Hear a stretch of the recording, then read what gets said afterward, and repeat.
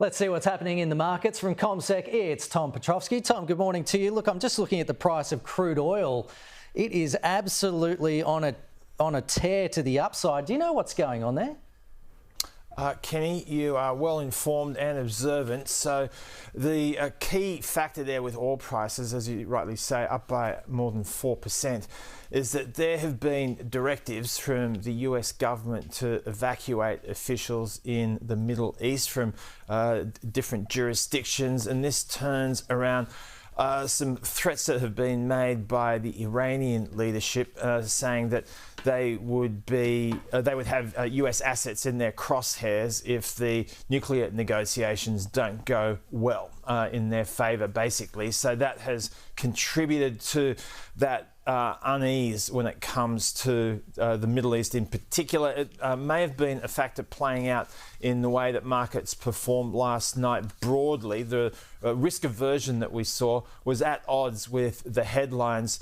So on paper, you would have reasonably thought that investors would be a little more optimistic on the back of the trade headlines. We saw a better than expected reading for the US inflation report at the consumer level for the month of May. There was also some encouraging numbers in relation to the US budget deficit that's directly tied to the tariff situation. So all of that should have been having a positive impact. It did at one stage, but the markets finished lower. The Nasdaq down by around 0.5%. You had the S&P 500 down by 1/3%. The Dow Jones down by 0.1%. And unsurprisingly, energy stocks were the most improved in US trade on the back of that jump in oil prices. So Exxon, ConocoPhillips, Devon Energy, they were all up in the order of 1 to 2%.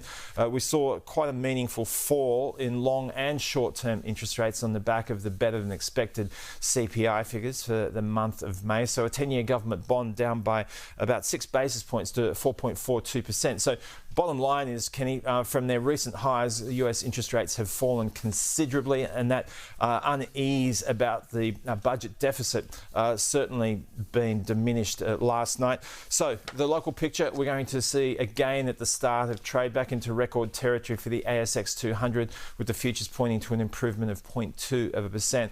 And commodity stocks are going to be in focus, particularly energy. But the US dollar has weakened last night, so that has been supportive for commodity prices. You've seen gold prices a little bit firmer, up 0.2%.